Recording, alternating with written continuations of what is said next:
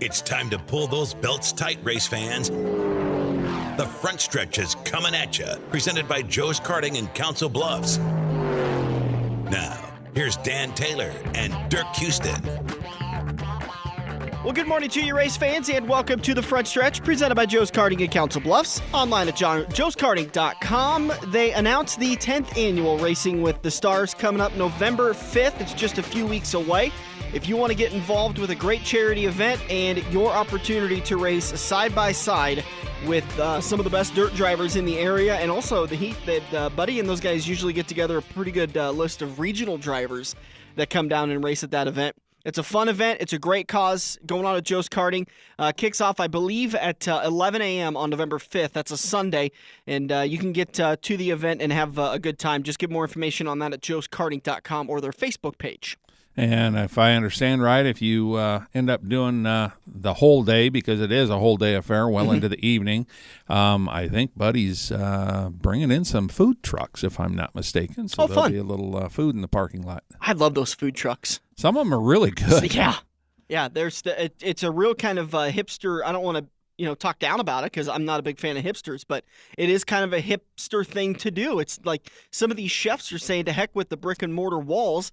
I'll go buy a truck for $15,000 and I'll put out some of the best food with a 5 or 6 item menu and just kill it that way. And it's really cool to see. These food truck rallies are really neat. So get some good food over there. He also does, usually there's some appearance. I'll have a couple of guys come down to bring their late models or modified down so you can get pictures with it and check it out up close and personal. But again, that's going on November 5th at Joe's Karting. Again, 23rd Avenue in Council Bluffs. Get all the information at joeskarting.com. And as always, that's karting with a K. Well, the race at Charlotte turned out, I was really impressed with the race at Charlotte. I thought that PJ1 they laid down and the way they laid it down really helped the racing action with it being side-by-side for quite a while. Well, you're definitely different than Dale Earnhardt Jr. in his opinion of what they did with it. But, obviously either like it or you don't like it. And he said, like in practice, he said he just hit a slick spot in the middle of that stuff and bounced off the wall. Yeah. So, well, and you saw Kyle Busch do it a couple of times. They were really talking about how this PJ1, when you spray it down, I mean, it's not sticky right away. It has to have some heat in it. It takes a couple minutes to cure. Right, and it's got to have some heat in it too. You've got to run 5-6 laps before the track temperature starts coming up to where that chemical can work.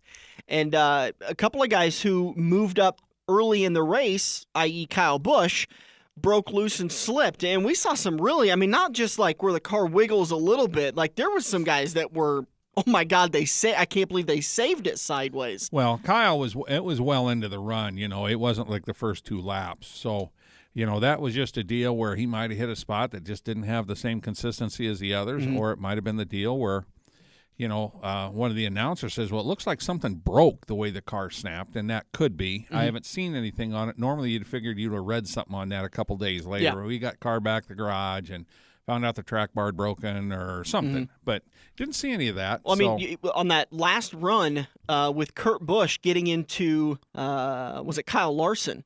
That was an aero deal. That was amazing how much that car shot up the track. And he was able to still collect it. And, granted, Kyle Larson helped him not get into the wall. But that was just amazing how much that car broke loose just out of nowhere. Well, and that was just all aero. The air was off the outside of the car. It brought him around. He started to slide, and then when he corrected, he just, boom, it hooked, and up the track he went. Kind of a bad deal for Kyle Larson. Yeah. But, and a bad deal for Kurt. But the fact that he was already out of the playoffs, kind of negates the whole thing. Right. But the playoff picture muddied up a little bit with Kyle Busch having his issues. Yeah, this is going to be interesting. This is the round that is always the toughest for Kyle Busch. Since they assembled this as the round of 12, these 3 races have always been fairly close to each other, Charlotte, Talladega, and Kansas, whichever order, it's switched up this year. But those are 3 tough tracks for Kyle Busch. He's never won at Charlotte. He's won now at Kansas, but that used to be his most hated track. Oh, yeah. He despised Kansas. He was out of races like the 3rd or 4th lap many times at Kansas. And spinning on his own. I think he's the most talented driver out there, and to see him have that much trouble at one track was truly an amazing thing. And then you have your wild card of Talladega, and now he's had issues at Charlotte. So really, he's going into Talladega hoping and praying that he can have a top 5, top 10 finish and survive any kind of melees or wild things that happen, and then go to Kansas and have a good race. And right now, I think he's some 12 to 14 points above the cut. That's nothing at Talladega. I was going to say, I thought he was plus 10, but you're not going to see him like a couple years ago when Talladega was the cutoff race, and you had all the Gibbs cars running fairly well, so they all went to the back. And they ran half a lap behind. That was last October when, like you said, those three drivers, I believe it was Matt Kenseth, Carl Edwards, and Kyle Busch, all sat in the back. The only Joe Gibbs Racing driver that wasn't in a secure position was Denny Hamlin, and he was up there mixing it up. Well, and he moved up on a tiebreaker because he had the tie with Austin Dillon and moved up on the tiebreaker. But the guys they were worried about and they would have had to get up and race with was Martin Truex and Brad Keselowski, and they were both out by the halfway point with engine issues. So they never moved up? They just stayed back there, and it didn't make any difference. They were advancing. And side note, I think that's the reason why we have the point system that we have today with this stage racing, is that NASCAR looked at that situation and said, well, it makes perfect sense for Joe Gibbs Racing, and their three cars that were locked in, they don't want to destroy cars. They don't want to risk anything, because if they're up there mixing it up and they get into a big accident, they went from being secure in the chase to now out of it. So they stayed in the back to avoid anything. And then after Brad Keselowski and Martin Truex Jr. dropped out, those were the two cars that took up the elimination spot going into the next round. So they said, well, there's no reason for us to go up there because those two cars took up the other two spots that are being eliminated. We're safe. Austin Dillon ended up being the next car that was eliminated. Yeah, And so NASCAR looked at it and said, we got to change things up because Joe Gibbs Racing has a strategy that kind of wasn't what we want these drivers to do. We want these guys up there mixing it up, but that's kind of become the MO that Jimmy Johnson and Chad Knaus started with running in the back at the super speedways until it's time to go. And good thing for Joe Gibbs Racing, those three cars, that time never came because, like I just mentioned, those two cars got eliminated. So I think NASCAR looked at that and said, we got to come up with a different system now. Yeah, and so they've done the point system that they've got now, and even if Martin Truex wouldn't have won and he just would have said, let's say he runs third this past race, you know, he still got over 40 points, which would have given him over 100 points, you know, because of his, what's he got, 64 now? Well, now he's going to have like 60. He's got a 62-point lead over the cut line, or 63-point lead over the cut line. But he's got like, what, 63 race point or bonus points or 64 or something like that, you know, where if he would have got 40 points, all he would have had to do was go out and maybe run, you know, 30th place, 2 races, and he'd advanced. Yeah. You know? Now, I want anybody that's out there saying, "Oh, well, this is crap. I hate this system." That's a 63-point lead over the cut line right now. When we go into the next round, the round of 8, that'll be a much smaller advantage. It's only going to be in the 30s at that time, so he'll no longer have a full race lead over that new cut line. Well, why is it going to drop down to that? Because Kyle Busch is in the 30s right now. Right. So second, but after Kyle Busch, then it drops like another 10 points. Yeah. It's a moving target. I mean, where that's at, because it depends on who's sitting in that 9th spot and how many points they have. That's the advantage that Martin Truex Jr. has. He's locked himself into the round of 8, but once we get into the round of 8, he could have an issue at one of these tracks, and all of a sudden that advantage is gone. But it's done its job so far. It's what fans asked for was for this to avoid the exact same driver for Martin Truex Jr. He had an amazing amazing year last year, and he was eliminated in the round of 12 because of 2 bad races. And essentially, hit the advantage he'd built up in the first 26 races didn't carry on very far in the points in the playoffs. So they said, we want this to carry on as far as it can. Yeah, and it's going to be interesting. Don't think that just because he's got the advantage of he gets to move on, if he can win, he will, because that's going to lock somebody else out of an automatic advance. Right. You know, like I said, Kyle Busch had issues last race and has only got like 10 points above the cut line. So Kyle's got to go out and try and win this. But if Martin Truex can keep him down and not let him win and not let him advance, you know, that's, you know, a better spot for him to try and win this title. Absolutely. Results from Charlotte, Martin Truex Jr. I think this is the first time we can say this all year. He didn't have the best car, and I don't think he had a very good car, but he got out in front of that aero advantage, and his crew on pit road won him this race. Now, granted, he was the one that went out there and drove it for the last green flag run and earned the win. But I think Kyle Larson, Kevin Harvick, and Kyle Busch had much better cars than Martin Truex Jr. did. Yeah, and see, I don't agree with you there because Martin was in the top 5 in practice and everything. He just had a lousy qualifying effort. Practice? What are we talking about practice for? Practice is they're out there running it, dude. They're not just out there, joking around. They're trying to get stuff done. So that's where you see, your fastest cars. He was in the top 5 in 10-lap runs. I take that back because there were no 10-lap runs. So he wasn't this week, but he always is. There was only one practice because that was on Right. Friday, and then Saturday's second practice and happy hour was rained out. Right. He qualified 17th. He just didn't have that great of a car. He made a mistake in qualifying. He said that, when he was interviewed, he made a mistake, so he had to start in the middle. And obviously you don't have, you've got a lot of aero issues when you're in the middle if you've got a real aero-sensitive car like he usually does. So his pit crew, he'd pick up a few spots, and his pit crew would pick him up a few. Then he'd pick up a few, then his pit crew picked him up a few. But he had a very fast car. Don't kid yourself. Harvick couldn't pass him at the end, even though Harvick had the dominant car for the day. Harvick couldn't do anything with him at the end. Because Martin Truex Jr. did what Chase Elliott should have done last week, and he took Harvick's line away. Harvick had to arc into the corner, almost diamond the corner off, and where Truex was running, he couldn't do it. Yeah, but Harvick never got to him to get to that point.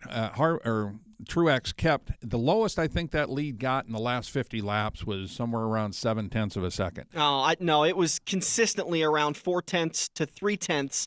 And then later on in the run, after they were noticing that Harvick's car broke loose, Harvick said after about 20 laps, the car just started slowing down. It started to come out of the track, and I had no grip. I couldn't enter the corner with as much aggression as I was able to early in the run.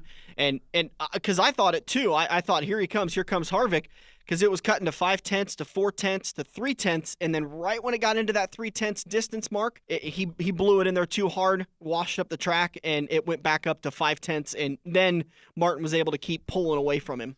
Well, but even at 0.3 of a second on a 1.5-mile track, that's not close enough to pass anybody. No, you're right. That's not an aero 6-7 issue. car length advantage. Oh, at least. Yeah, that's not an aero issue at that point yet.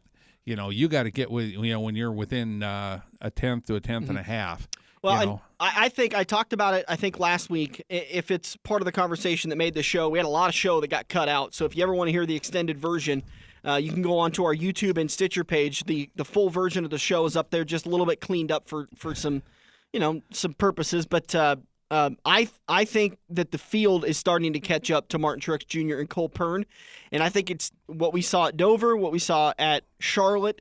I think we're starting to see the field is starting to catch up to him just a little bit, and it's now just enough to where Truex isn't dominating so much. It's a 2-race window out of a 30-race picture, so I'm probably completely wrong, but we've seen these two be so strong for 28 races out of the schedule, and now all of a sudden we're starting to see a little bit of weakness. Well, they're also into the playoffs with the championship, and Cole Pearn may not be pushing the envelope quite as hard as what he does in other times. Because he doesn't want to get any post-race penalties. Correct. So he might be backing it up just a little bit to play it safe. Hey, we're still winning races, so I don't need everything we've got. We get into the championship. It's possible that he's tuning the engine down also, maybe bringing it down 1% or 2% so that engine makes sure and lives, which it didn't do at Charlotte and Talladega last year. No, he had mile per hour, so I don't think that was an issue. The only way I would see he might detune the engine just a hair would be for mileage. That would be the only reason they'd do that. But he was making plenty of horsepower to stay in front of Harvick like he did, so I don't think he had the engine detuned at all. Elliott came home second, Harvick third, Hamlin fourth, and Jamie McMurray up into the top 5. Daniel Suarez with a 6th-place finish. Jimmy Johnson 7th after starting 25th. Ryan Newman finished 8th, Casey Kane 9th, and Kyle Larson 10th. The worst of the playoff finishers was Kyle Busch back in 29th. We noted his issues.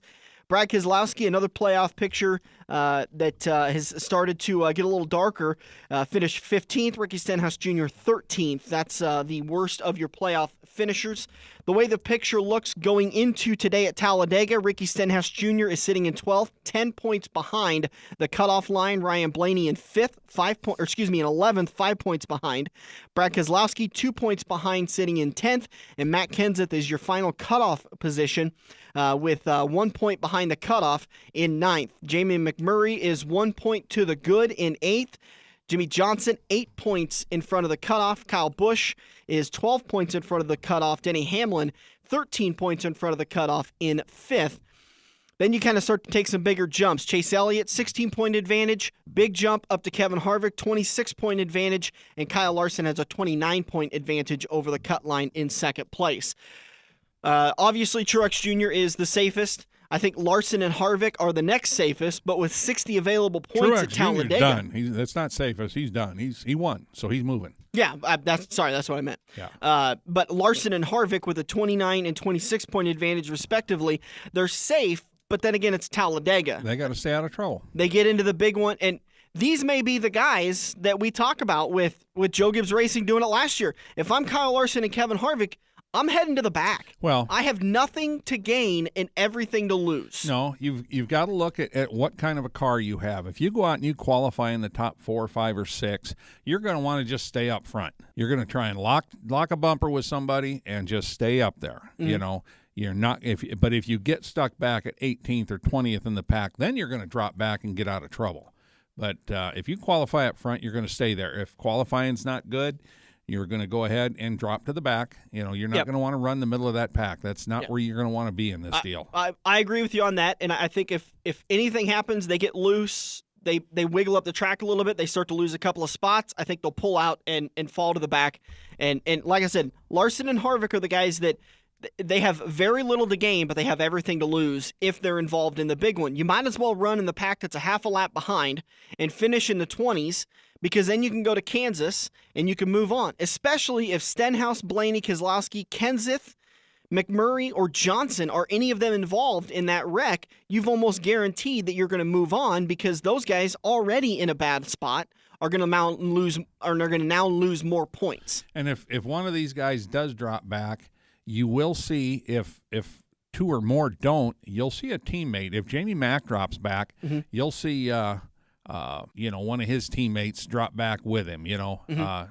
Whether it's Kyle Larson, or you'll see another Chevy guy, maybe Ryan Newman or something to drop back with him.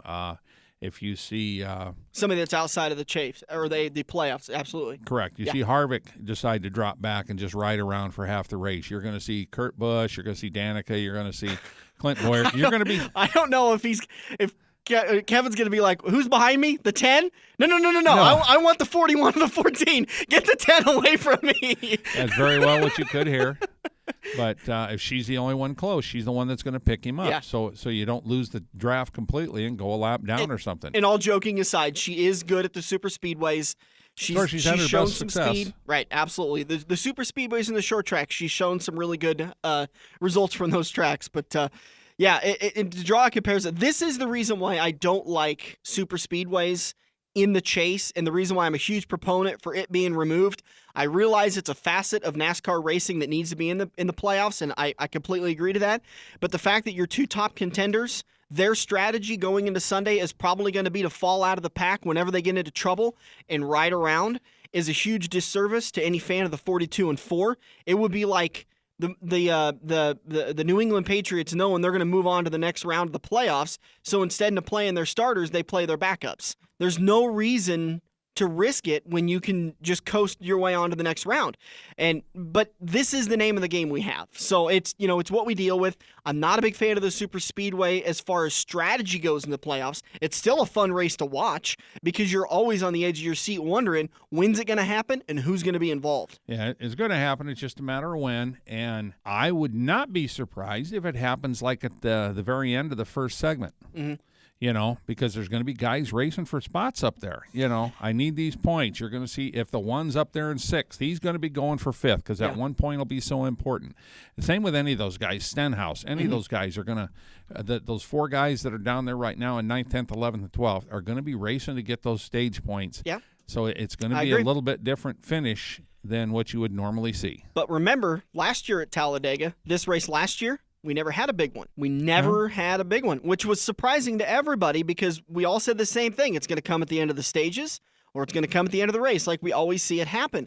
But the problem with the point standings last year was those that needed points were allowed to move up front, and those who needed to be safe, they just let them do it. They said, you know what, I'm not going to battle you and lock you out. I'm going to go ahead and let you have the points because I can move on by finishing a couple of spots behind you. But we didn't have stage points last year. Right? Yep.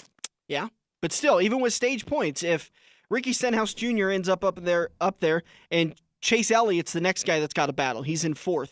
I just stay behind Ricky Stenhouse Jr. Let him have the spot, but I'm only losing 1 point to Ricky Stenhouse Jr. Yeah, that's what I said. I said the guys that are in 9th, 10th, 11th, and 12th are the ones going to be working their way to the front, and they're going to do whatever they got to do. So if they got to bump somebody at the end of the stage. This is why they call it a wild card. Yep. I think it's going to happen one way. You think it's going to happen another way? We could get 10 other guys in here that's going to happen 10 different ways. No, we're talking two different things. You're talking about a guy that's well above the cut line in Chase Elliott. I'm talking about the guy you said he was going to pass. He's going to follow him through. I know. Ricky Stenhouse Jr., I absolutely think they'll let Ricky Stenhouse go to the front. And then Chase Elliott just needs to finish right behind him. Exactly. And mitigate the amount of points that he loses to Ricky Stenhouse Right, Jr. and I'm agreeing with you on that. Yeah, we're not saying two different things. Oh, my God. I'm sorry. I'm so used to us disagreeing. I couldn't believe we're just talking about two different spots in the points. You're talking about the front runners just hanging out and getting what they can, which is what they're going to do. Mm-hmm. It's the guys that need to get above that cut line and pass some people. Those are the guys, Ricky Stenhouse is the farthest guy, but he's won the last 2 restrictor plate races, so he's definitely got a shot at this deal. And if he can get to the front in the first stage, no matter where he qualifies, he can qualify 35th. But if it comes to race time, he's going to try and be at the front at the end of that first stage. Yeah, I agree. All right, we're going to take a break. We'll come back at turn number 2. Joel Wilgers of the Gambler 500 will join us. They've got an event coming up in November that you can get more information on. Then in turn number 3, Stan Cisar joins us to talk about the Nebraska Hall of Fame induction ceremony and who's going to be inducted this year and all that great stuff. So that's coming up at turn number 3. Then at turn number 4, we will announce the Quaker Steak and Lube 5-week contest, which, by the way, starts today at Talladega. So if you haven't gotten signed up yet, you need to listen in turn number 4 to how to do that and all the information with that. Plus, we'll preview the race to come at Talladega as best we can because it's a wild card race and you never really do know what's going to happen. So we'll be back here on the front stretch. Kansas Speedway's first playoff elimination race is coming. Here's some reasons to be there. Reason number 88. It's Dale Jr.'s last Kansas NASCAR Cup race. We can all lift a cold one to that. Reason number 78. Martin Truex Jr. Because underdog stories make the playoffs even better. Did I mention it's the playoffs? The Monster Energy NASCAR Cup Series Hollywood Casino 400, Sunday, October 22nd. Tickets at kansasspeedway.com. This week's young gun on the front stretch is third-generation driver Robbie Jorgensen. Robbie is carrying on the tradition that was started by his grandfather Dave Jorgensen and his father Dave Jr. Being the third-generation dirt track driver that he is, Robbie has spent most of his life at the dirt track or wishing he was at the dirt track. Some of his fondest memories were created while watching his grandpa, father, and uncles race at Sunset Speedway. Robbie started his own racing career about 4 years ago when he got his first dirt late model. So far, he has a Grand National Rookie of the Year award and a win at I-80 Speedway. This race season may have come to a close for the number 41 New Era Excavation, Predator Trailers, Tom's Auto Body Grand National, but preparation for next year is just getting started. Robbie plans on running I-80 Speedway and Shelby County Speedway next season with the goal of finishing in the top 5 for the season points. This week's Young Gun on the front stretch has been presented by Koziski Auto Parts at 51st and I Street.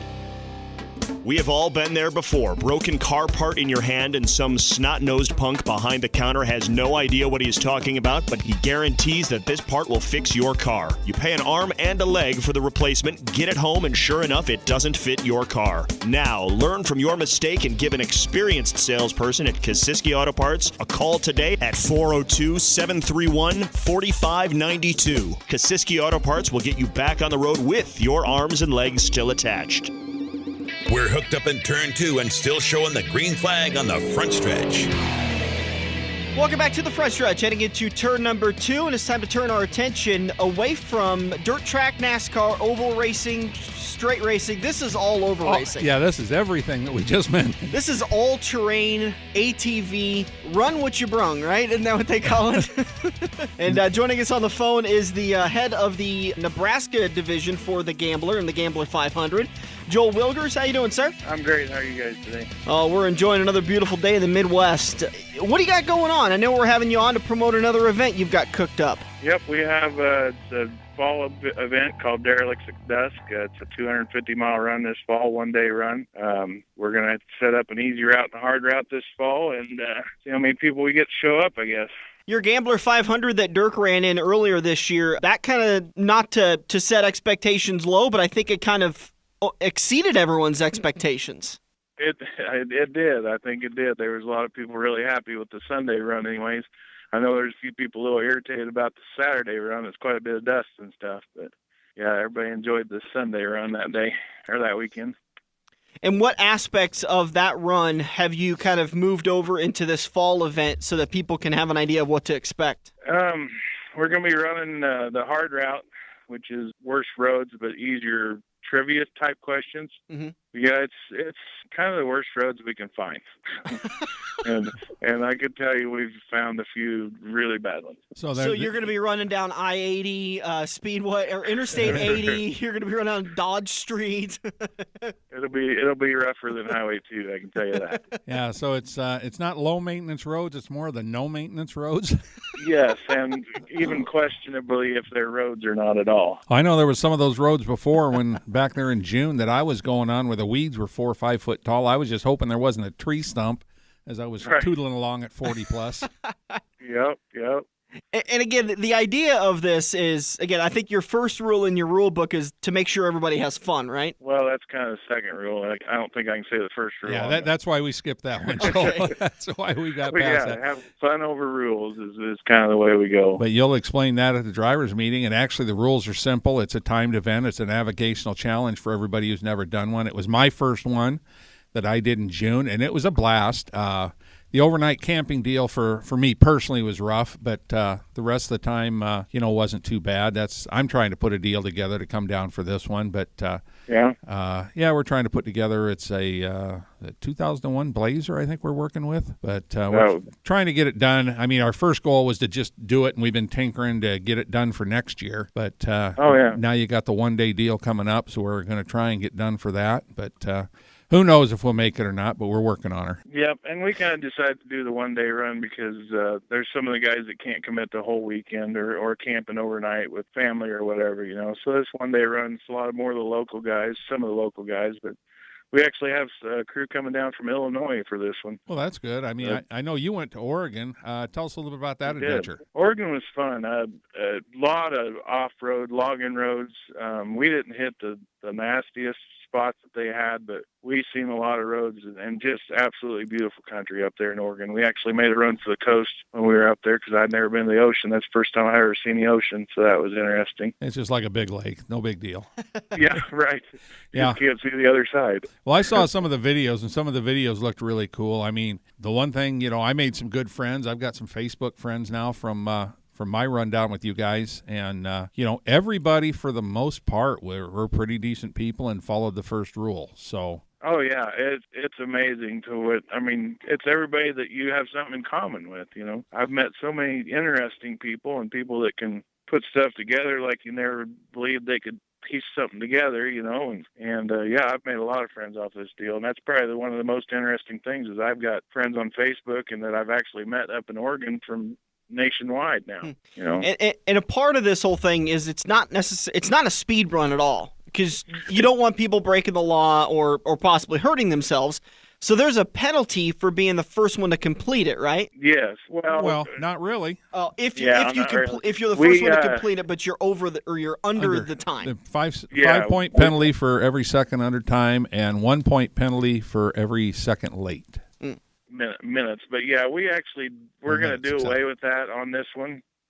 There will be a set time to where if you come in under that time, you will be disqualified. But And do people know what that time is? No.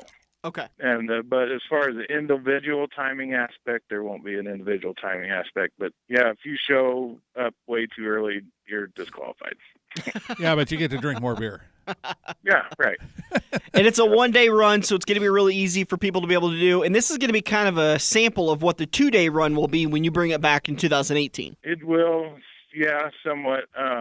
We're actually doing most of this run at night. We're starting about 3 p.m. and we should be done about 10 o'clock. So we'll have a good about 4 hours running in dark this year. So well, that'll slow people down. What's the that's what day? going November 4th this year. It's like I said, we'll start about 3 p.m. that day, and we'll be starting around the Philly, Nebraska area there. What's the best way for people to get in contact with you so they can read up on this and maybe get themselves entered? Oh, get it on Facebook there, Gambler 500 Nebraska, or we also have a website. You can search at Gambler 500 Nebraska. It should pop up there. All right, we'll make sure to share that on our Facebook page so the fans that are listening to this on Sunday morning can go right over to the Front Stretch Facebook page if you're a fan of it already, and just scroll down to some of our posts. We'll pin it to the top so it's one of the first ones, so you don't have to look too hard. Otherwise, just search Gambler 500 Nebraska in your search bar in Facebook, and it should pop up. Yep, and it should have some videos come up there, too, so you can see what's going on.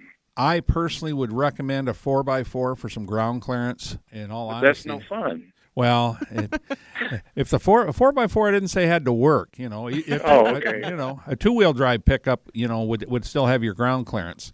But the vehicles that I saw that I thought were, really adept at this were those Jeep Cherokees, and there were several of them in that group, when we did it in June. I mean, I was driving a Volvo with oversized tires on it and stuff, and I had ground clearance for the most part, but what I didn't have was an accurate speedometer, which is what got me in the end for those oversized tires. Couldn't figure out how I made up a half an hour in a half a day, and lo and behold, it happened to be those oversized tires because somebody told me, you went by us at like 85 miles an hour. I said, I never went over the speed limit. Oh, yes, you did.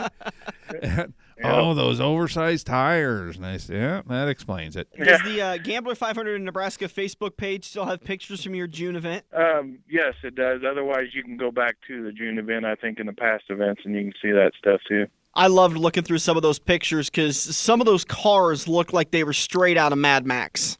Oh yeah, yep. And that's kind of the real fun part of it all is that people have fun with their vehicles. You go down to Kaziski Auto Parts and you buy a cheap vehicle that runs and you make sure it's safe, and then you can kind of customize it however you want to. And quite a few of those cars were not FCC friendly. They would not have made it over a news broadcast, and we could not describe them on this radio show.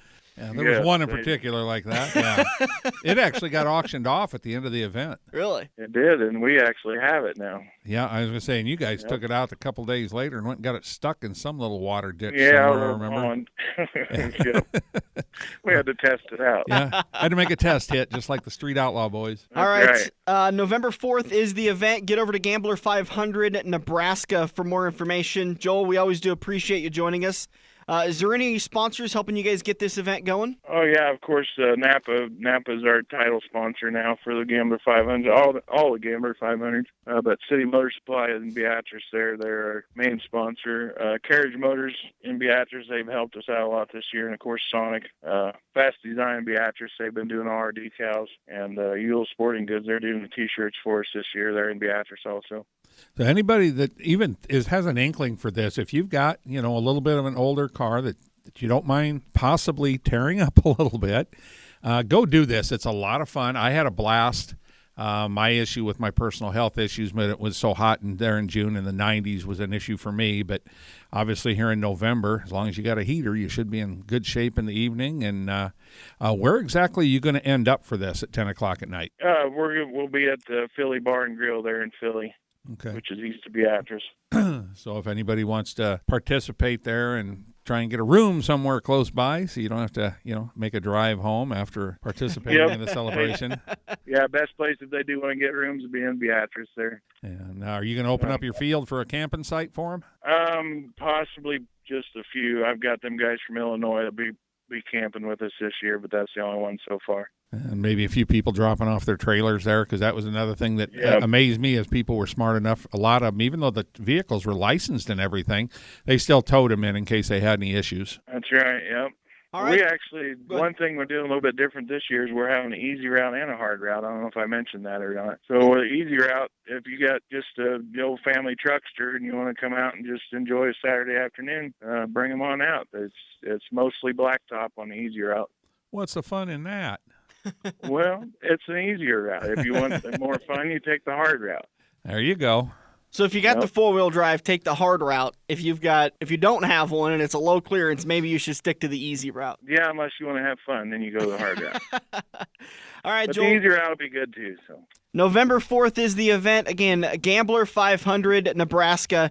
Derelicts at Dusk is the name of the event. Make sure you head over to their Facebook page and check it out. Get all the information you can. Saturday, November 4th, kicks off at 3 p.m. Should be wrapping up at about 10 p.m. if you don't have any issues. And again, it ends up in Philly, Nebraska, just east of Nebraska, or just east of Beatrice. Joel, always do love having you on the show. Make sure you stay in touch with us, and we love to keep having you on. all right, thanks, guys. And if you can't seem to get Gambler 500 on the Facebook page, just head over to our Facebook page, and we've shared the event so that way you can find it. We're going to take a break, come back in turn number 3. Stan Cisar is going to join us to talk about the 2017 Nebraska Auto Racing Hall of Fame inductees. We'll get all that info and more coming up here on the front stretch. Have you ever watched NASCAR, dirt track, or IndyCar and thought, I could do that? Joe's Karting in Council Bluffs is the place to put your money where your mouth is. Races fire off every 10 minutes, so what are you waiting for? Get to Joe's Karting on 23rd Avenue in Council Bluffs, next to the Mid-America Center, and find out how easy it is to drive a race car. Each Joe's Karting car is powered by an eco-friendly Honda engine capable of a 14-second lap. That's if you're as good as you think. If you love wings, if you love rings, and all kinds of other tempting things, great times, great food, get to Quaker Steak and Lube. Quaker Steak and Lube is the official watering hole for the front stretch and the best place to catch all the NASCAR action today. Open at 11 a.m. with delivery available to Council Bluffs. Great times, great food, get to Quaker Steak and Lube.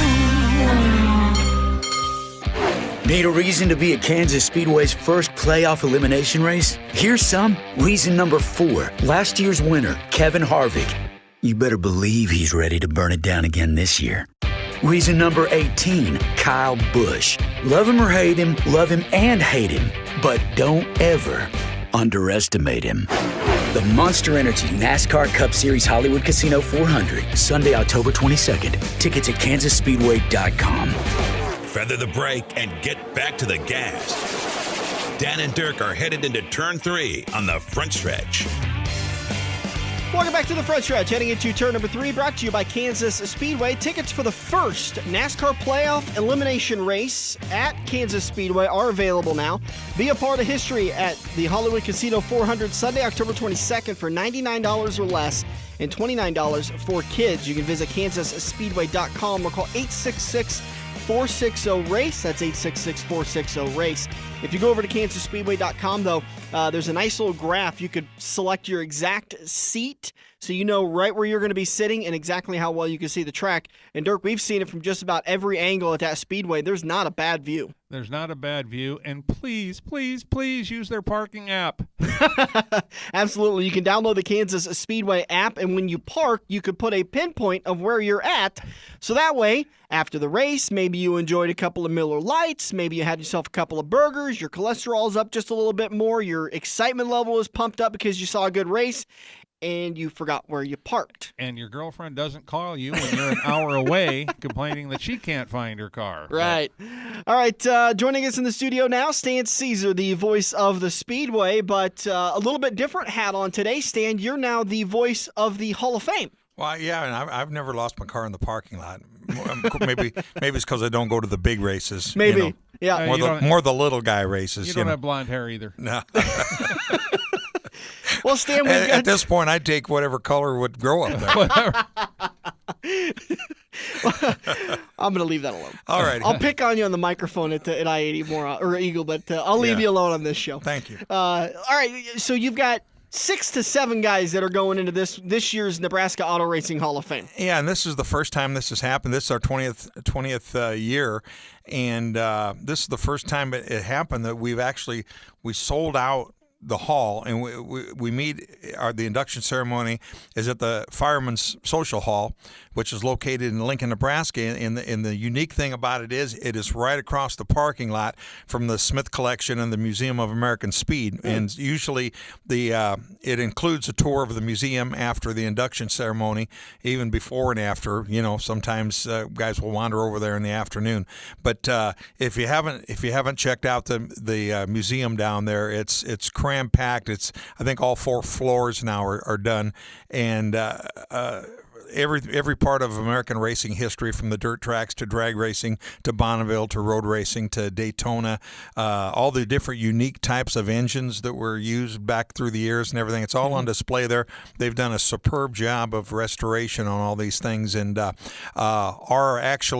they host our Hall of Fame room for the Nebraska Auto Racing Hall of Fame, and everybody has a plaque that's on display down there, along with various memorabilia from some of the inductees. Cool.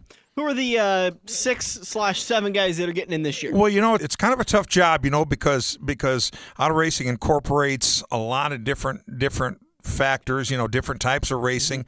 One of the prerequisites, going beyond the state of Nebraska and bringing recognition to the state of Nebraska on a regional level or on the national level, type of a thing. And this year we got a pretty well-rounded group of guys going in. One of the guys, Mike Barnett, he's from Lincoln, Nebraska. He was a crew chief on sprint cars for years and years throughout the Midwest. Some of the notable drivers, Don Drow Jr. and Jim Riggins, who have both been inducted into the Hall of Fame, drove cars that he was the crew chief on. They raced successfully in Nebraska, Iowa, South Dakota, Missouri. Back in 71, he was named Nebraska Mechanic of the Year with the Sprint Car Racing Organization, and they won numerous season points championships at races around and in the Lincoln area. Next guy is a drag racer, Gene Bickelmeyer, and I remember Gene racing. When I was a teenager, we used to go out to the Flightland Drag Strip, Omaha Dragway, and then Nebraska Raceway Park, Cornhusker Raceway Park, and then later on into Scribner. He began in '65, and over 50 plus years, he's still racing. As a matter of fact, he's won points championship at Thunder Valley Dragway in Marion, South Dakota. Scribner, he's won at the 1997 NHRA Winter Nationals in Pomona. He had a runner-up finish at the Gator Nationals in Gainesville in 2001. So he was one of the guys. And there's a few guys in particular that come to mind that were really good with the 4-speeds. And man, this guy was a gear jamming son of a gun, and he was a pretty tough cookie. He built his own engine and stuff like that. He even got into building some oval track engines and stuff like that for guys. So some sprint car guys come to mention that are in the Hall of Fame. They raced throughout the South Dakota area, and not only was a good driver, but also a good engine builder. Next candidate's a road racer. He's from right here in Omaha, Paul Brown, and he was involved. His dad was involved in racing, and it was a crew chief of the Pirelli World Challenge team years and years ago that Steve Saleen and Saleen Motorsports sponsored the Firehawk Series cars. And Paul kind of grew up in the sport, and he owned a company in town called HP Motorsports that did a lot of stuff on various types of race cars. They fabricated a lot of stuff, and he was a great driver. Had his own World Challenge car for years and stuff like that, kind of on the privateer basis. He married Carol Holfelder, and her dad was owned a lot of vintage road race cars.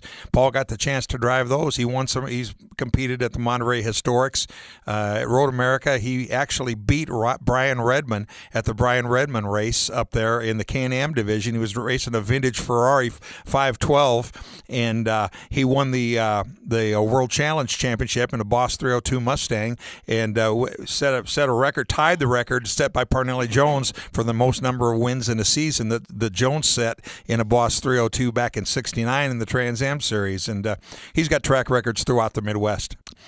Moving on down to Lynn Grable. Lynn started back in central Nebraska, back in the early 1950s. He raced up in this area on occasion, raced at Playland Speedway, always, had some really nice cars, competed in the Playland 300. He actually won the Omaha World Herald Goodfellows feature one night, beating a stellar field of cars that included all the Omaha favorites. But got involved in sprint cars and modifieds and stuff like that. Back in them days, the modifieds were more like a sprint car. They weren't like the modifieds of today. And got into that racing. His son started racing. He was involved as a car owner in the modified midgets, and they moved into the sprint car ranks and raced throughout the Midwest and down in Missouri. And still had a mini sprint car that he owned that some guys drove for him up till a few years ago. Why do I know that name, Lynn Grable? Did we feature him for the Playland Speedway? Well, Lynn was there, as a matter of fact. He came to the Playland reunion over at Quaker Steak and Lube, and he was amazed, And he's a guy that's been around the sport for a long time, and he's really into the historic aspect of it. And like I said, he was one of those guys that you could never count out because he was always a threat. He maybe didn't rack up the piles of wins that some of these other guys did, but he had some big wins down in Missouri. At their home track, they moved down to Savannah, Missouri, and once his son Kerry started driving, they did great in the 360 class. Won a lot of races at Eagle Raceway and down at Savannah, Missouri, and down at Cameron, Missouri. Well, that's what I was going to say. Is he had a son or a nephew or something that got into driving? Yeah, exactly. And they raced for quite a number of years, and he's still very interested in the sport. You see him at a lot of races, during the year and stuff like that. And a great guy, and he was back in the days. He helped get the sport to where it's at today. Good deal. All right, your next one, Carroll Speedy Hill. And, of course, most listeners that maybe follow the racing in this area know Speedy. He's fire and safety crewman. Got started back in the 1960s over at Playland Park. He happened to be at the races one night, and a car flipped and caught on fire. And it actually, luckily, the driver got out, but the car burned to the ground because they didn't have the adequate fire equipment to handle anything like that. The following week, and he at the time he was working part-time for Anderson Fire Equipment in Omaha, which was a fire equipment source, and the following week he showed up in a pickup truck with a few extinguishers, and that kind of started his career. And he was the guy you always wanted to see at the racetrack because no matter what happened, you kind of felt safe because he was going to handle the thing. A lot of serious fires, a lot of serious accidents, and he was always the guy. I mean, at Sunset Speedway we had numerous, and Dirk and he saved Lee Gardner's life. He saved Bill Rick's life. Bill Rick actually had a heart attack at the races one night, and Speedy was right there. Like I say, Lee Gardner had a drive shaft incident, and it came up through the interior of his car, and it severed his thumb, and he was right there, and a guy that just passed away 2 days ago. I remember at Eagle Raceway before the races one night, Bob Wolf, who was Justin Wolf's grandfather, always in attendance. He was there in the same section every night. He suffered a heart attack at the races, and it wasn't 30 seconds. Speedy was down the steps and in the stands and administering to him, and they got coordinated whatever efforts needed to be to get him taken care of, and like I said, that was quite a number of years ago, and like I said, unfortunately, Bob just passed away this past Tuesday. But the other thing is, not only in this area, Speedy he went to the Indianapolis 500 every year and was a fire crew chief up there for the center pit area. And one of the bigger fires they had in Indy was the Rick Mears fire that happened in the pits quite a number of years ago. I believe it was in the early 80s. And Speedy was instrumental in putting that fire out and getting Rick Mears out of that car, when the fire happened in the pit area there. One of the hardest ones was when Dwight Rick unfortunately was killed up in Denison, Iowa. Speedy wasn't in attendance that night, man, and he said I'd give anything if I'd have been there. Yeah. He said because I think we could have saved him, and that deal kind of triggered. He and Fred Miller got together. They built a rollover simulator. Freddie built, and Speedy used to go around to quite a number of tracks and put on clinics, for the different fire crews at the different tracks around throughout the Midwest and try to teach them about fire safety and the correct correct types of extinguishers to use and what to use on different types of fires. And like I say, all in all, he was just a great guy to have around whenever something happened. I-80 Speedway, one of the first nights under the Kelly era down there when Ted Carlson bought the track, and gosh, there was a big crash, Pro-Am crash on the front stretch, 3 or 4 cars, and one car ended up on the hood of another car, and it broke the carburetor off, and all the gas spilled down onto the hot headers. It was an inferno. Exactly. And I mean, there was 2 cars basically engulfed in flames. Wow. And Speedy pulled around Tex Jr., I know, out of one of those cars, and it was, like I say, quite of a deal right in front of the grandstand. And this is the guy, and Craig Kelly tells you the story. You know, he's the kind of guy that he'd jump right in the middle of the fire to pull somebody out just so he could show you the scars after he got out. But you know, like I said, he was a great guy to have there, kind of like the MedStar crew in some of the different crews that are involved in racing today. You always had a little better sense of security, you know, when you pulled in the pit area and you see Speedy and his crew there, you know, in that deal. Ray Velasek, who's an auto racing historian, he served on some pit crews, you know, back in the early days of racing. Was an author. He raced in the old NASCAR Sportsman division back in 1963 when they had a race out in central Nebraska under promoter Ed O'Boyle. And he's been involved with the Nebraska Auto Racing Hall of Fame since its outset. And he's co-authored some books about the racing throughout the Nebraska area, history of racing in Ord, Nebraska, and Valley County, County Thunder, et cetera, et cetera. Some great books on auto racing that Ray has put together. And the guy that he will be recognized this year, but he'll be formally inducted next year, is Joe Wade. Joe Wade was a great driver. He raced in a lot of different types of cars throughout the years. Started in the old coupe division, moved up into sprint cars, actually got into late models. He raced at Sunset, raced at Harlan, Iowa, all throughout the Midwest. He won the IMCA back when they had the IMCA stock car division that traveled all the state fair circuits and stuff like that. He won the IMCA late model race, which was at the Nebraska State Fair back in 1973. Raced for a number of years, countless feature wins all throughout the Midwest in the sprint car and then eventually into the late model division. Joe, the hall was sold out. His group of family and friends came up with like an additional 90 tickets they needed that we just didn't have. So he will be recognized this year, but he will be formally inducted in 2018. But great group of guys, and you know, we search long and hard. You know, we got a great list of nominees, and it's a pretty tough task every year, because you're really comparing apples and oranges, because you know, most guys that just get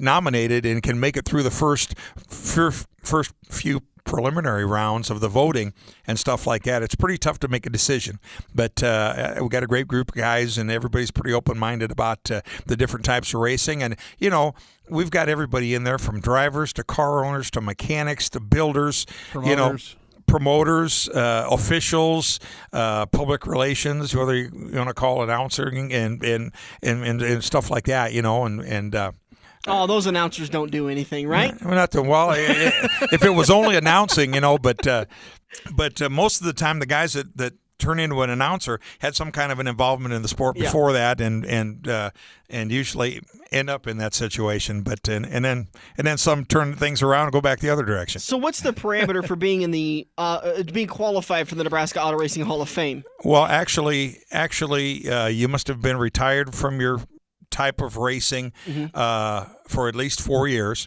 Although they did amend that a few years ago, guys were racing and racing into the older age, but still racing. You know, Glenn Roby, a perfect example. At age 55, you can still be an active participant and be inducted once you reach the age of 55. And we've got quite a number, and there's quite a number on the waiting list that are knocking on the door. But you know, that was, like I said, that was one of the prerequisites of being able to get in. Every year we put in at least one deceased member of the racing community, you know, and like I said, our inductees, they range from the pre-war era, you know, back into the 20s, 30s, 40s, 50s, you know, all the way right up to guys that have been racing right up until the last few years, and unfortunately, some like Paul Brown, who he suffered cancer and passed away well before he probably would have ended his racing career. But something to keep in mind: we have this deal every year, and it's usually around the end of October, first part of November. And if you haven't ever been to one, you learn about kind of how we got to where we're at right now, and get to visit a great museum down there and go from there. And what about, and just one last question before we wrap it up, what's the Nebraska portion of it? Do they have to have won certain amount of races in Nebraska, lived in Nebraska? Resided in Nebraska, yes, for at least a year. For instance, there were some Doug Wolfgang lived in Nebraska for quite a number of years. Jan Opperman, even though they weren't born here, obviously Doug was from Sioux Falls, South Dakota, but he lived with Bill Smith for a number of years when he was driving the speedway cars, and actually resided. A.J. Foyt almost qualified for that deal when he was driving for Les Vaughn. He used to sleep back when he was a teenager and hooked the ride in Les's IMCA sprint car to do the fair circuit. He used to sleep in Les's warehouse downtown at Vaughn Van and Storage, but Tiny Lund lived in Lincoln for quite a number of years. But there's been a lot of guys who were born in Nebraska, and then they got famous in their racing after they moved maybe to somewhere else, but they did reside in Nebraska. So. All right, it's Dan Cisar with the Nebraska Auto Racing Hall of Fame. I guess my first attendance will have to be in 2018. I was all excited because it's finally not the Kansas Speedway weekend, and here we are. It's sold out. Yeah. I waited too long. Well, like I said, unfortunately, it happens. We'll see what we can do. If you call me at the last minute and say, hey, I can make it, can I score a ticket? We'll see what we can do. All right. I appreciate it, bud. Right. We'll talk to you again soon. I'm sure our conversations are not over with by any means. I'm sure the Legends of the Dirt Series is coming up pretty soon. So we've got that list nailed down, so we just got to start getting some drivers in here, and you're always a big supporter of that. So we do appreciate it. Stan, have yourself a good day. Sounds great. We'll be back. We'll be back in turn number 4 to wrap this baby up here on the front stretch. Numbers. In NASCAR, numbers represent speed, passion, guts, and glory. Because numbers represent drivers. Numbers like 14, 88, 42, and 78. Numbers that say, that's my driver.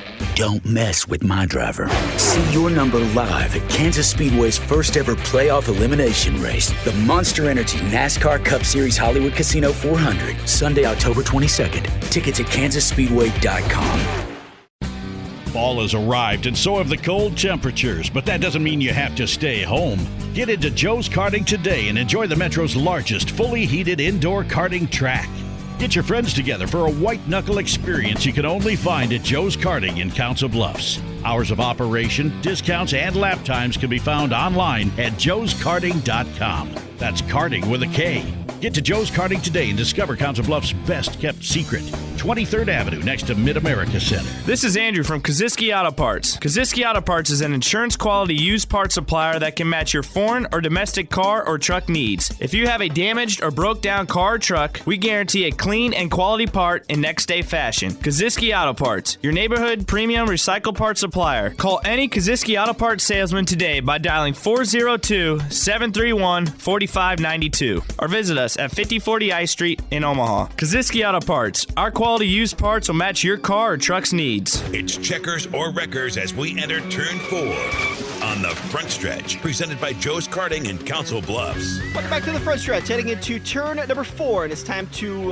talk about the race to come at Talladega. Plus, we're announcing our final 5-week contest that is available for you to sign up now. And if you haven't done it yet, you have until 1 o'clock today to sign up. Here's a couple of ways to do it. If you're already a member on NASCARPoolsOnline.com, pool ID is QSL5WK, and then the pool ID password is simply Hot Wings, plural. Really? If you need the link, email us frontstretchradio@gmail.com. We'll get you entered into that. The prize is a $100 gift card to Quaker Steak and Lube.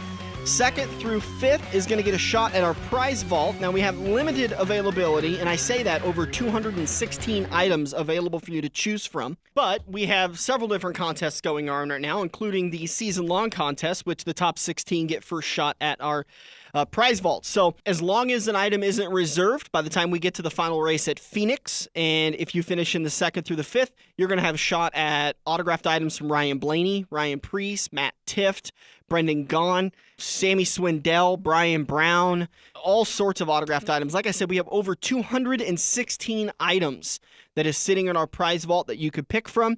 Some of them are duplicates, but lots of items to pick from, including you can get race-used lug nuts that Dirk collects oftentimes on pit road.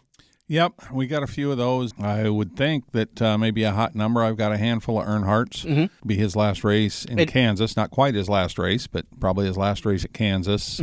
So I think those are going to be a hot item. And, I've got just about everybody else. So who knows what we add to that prize vault when we go down to Kansas this year. I know we've been told we have interviews with an interview with Martin Truex Jr.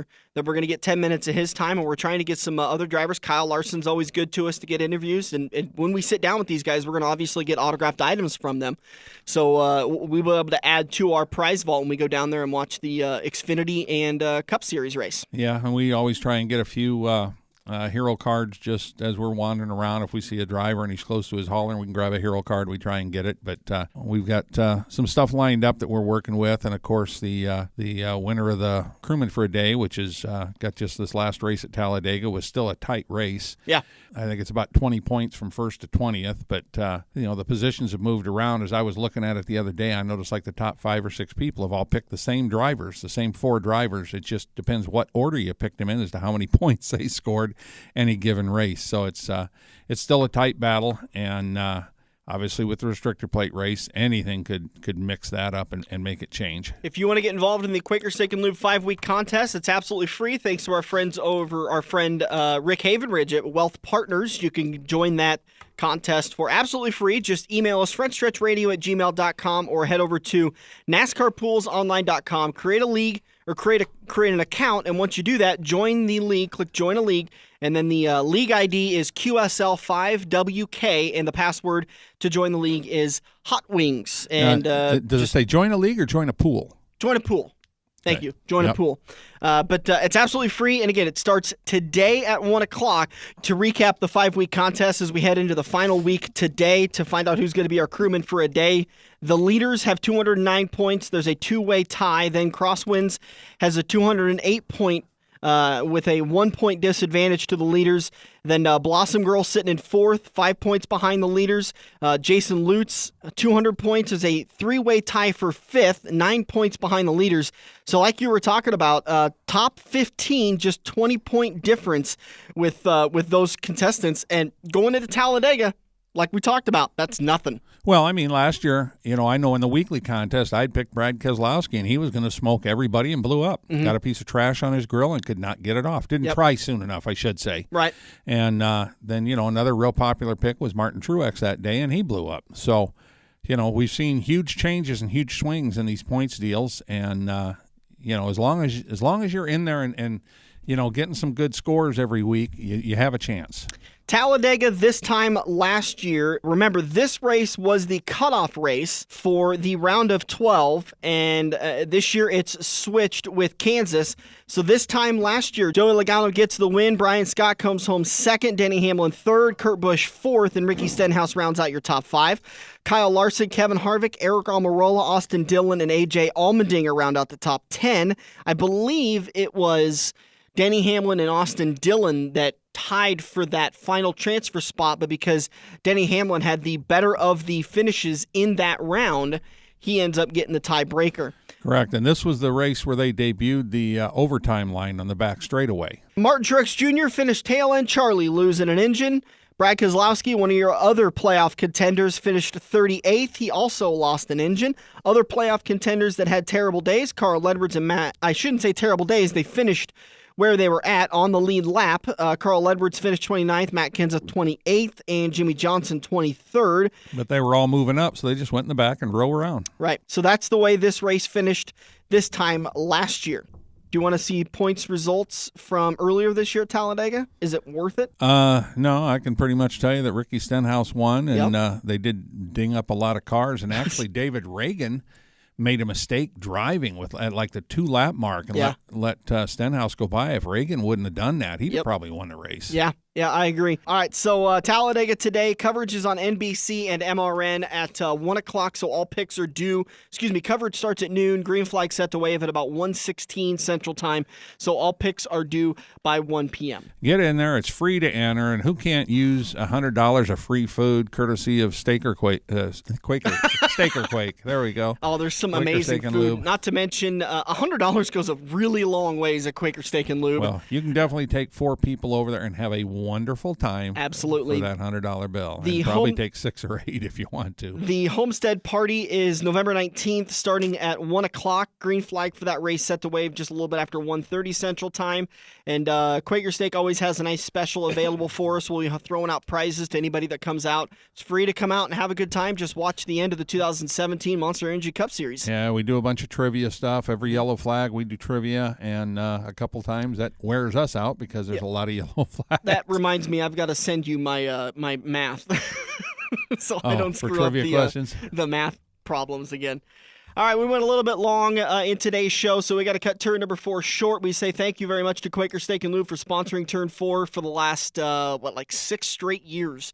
So thank you to all the support for Quaker Steak and Lube. They continue to be a great sponsor of the show, giving out that $100 gift card in the 5-week contest, which again, 1 o'clock today. That's your best. That's your last chance to get into the contest and get signed up. If you're late, you're just going to miss out on a lot of points, and you're probably not going to get to win. But you may be able to get into the top 5 and at least win an autographed item.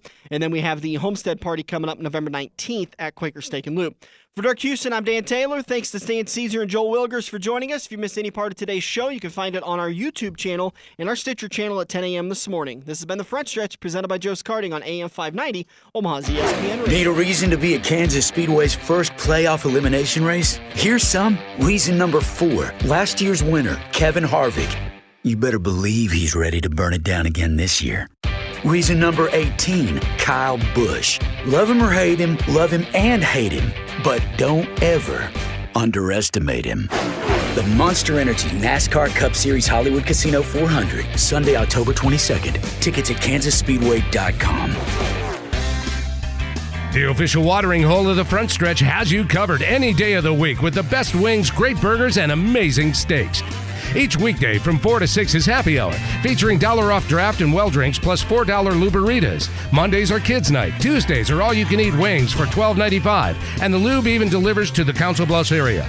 Like Quaker Steak and Lube Council Bluffs on Facebook for a full list of weekly events. Get to Quaker Steak and Lube. Mid-America Drive, Council Bluffs. Any driver will tell you that the key to winning a race is preventive maintenance. Pat at Eccles Heating and Air can make sure your wallet is on the winning side with a preventive care package. Pat will look over your existing unit and make recommendations to make sure you're toasty warm this winter. Drivers trust Pat at the racetrack with their safety, so you know you can trust him with your home heating. Call Pat today at 402-331-1755 and schedule your heater checkup. Eccles Heating and Air. This has been the Front Stretch Radio Show, presented by Joe's Karting in Council Bluffs. To contact Dan or Dirk, find them on Facebook at The Front Stretch or email them at frontstretch590@gmail.com. If you missed any part of today's show or want to hear a previous show, subscribe to the Joe's Karting YouTube page, where you can find almost every Front Stretch show.